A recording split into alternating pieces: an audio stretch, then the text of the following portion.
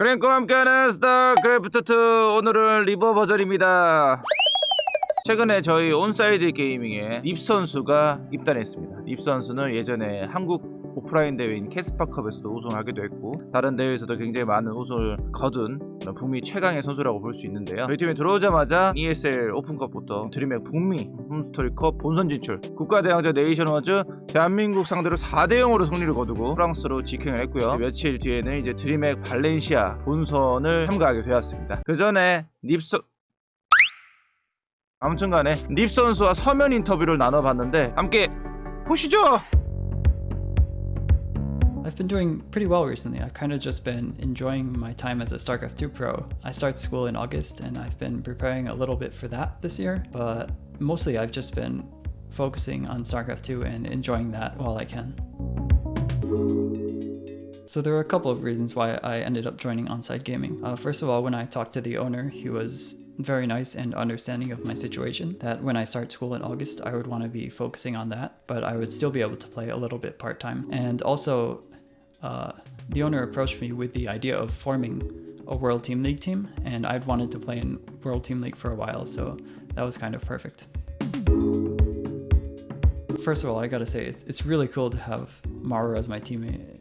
It's pretty nice being teammates with one of the most legendary players of all time, but no, I haven't really talked to him at all. He seems to be the kind of guy that keeps to himself, so I'd like to talk to him, but no, I haven't recently. I'm not surprised at all that a lot of people thought I was going to retire after I left Ting.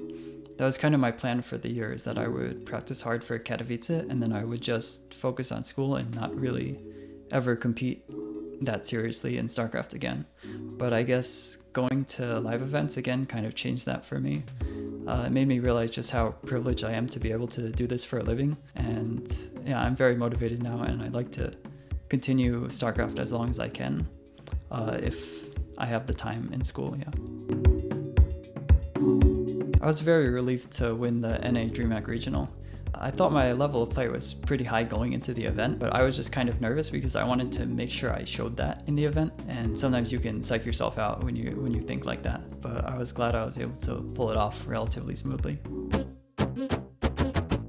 I prepared a ton for this Dreamhack NA Regional event, so I felt like it was overall fairly smooth, but of course Scarlet and Estrella are really good, so they gave me some tough times for sure, especially against Estrella. The first series I played against him in the bracket stage, if he had won on Hardwire, and he was definitely in an advantageous position, it would have put the series 2-2, and that would of course have been a very tough situation for me. Yeah.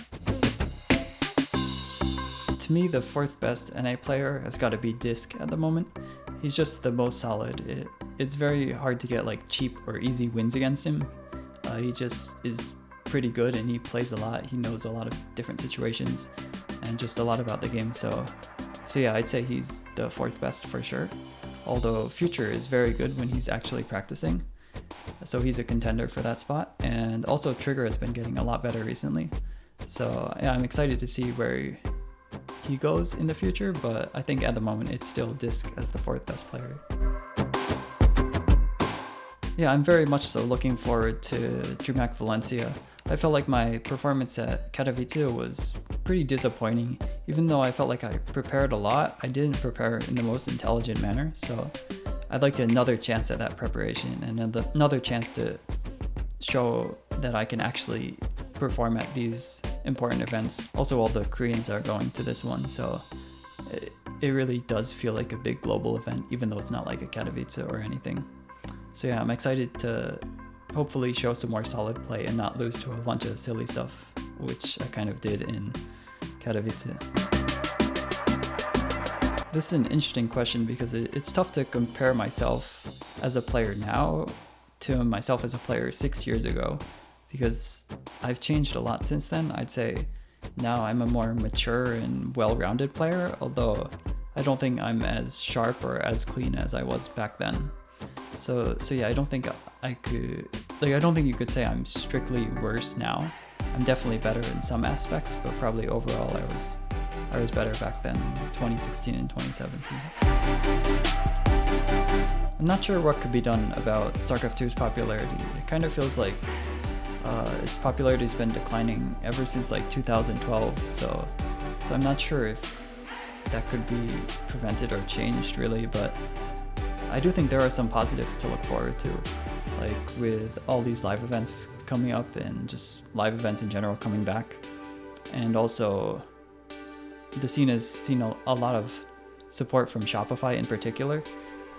They've been amazing in their contributions to the scene. Like they have an excellent team. They have raised all of the prize pools for the EPT Cups for a year, and they're also like flying all the players out to Home Story Cup. So yeah, they've just been very involved, kind of almost at a similar level as ESL actually. So with this amount of support, the scene might not grow, but I think it'll at least be stable for the next few years, and that's something to look forward to. For my last words, I'd just like to thank the fans for watching StarCraft 2 and for continuing to watch me after all these years, and I look forward to a bright future with ONSYDE Gaming. Thank you.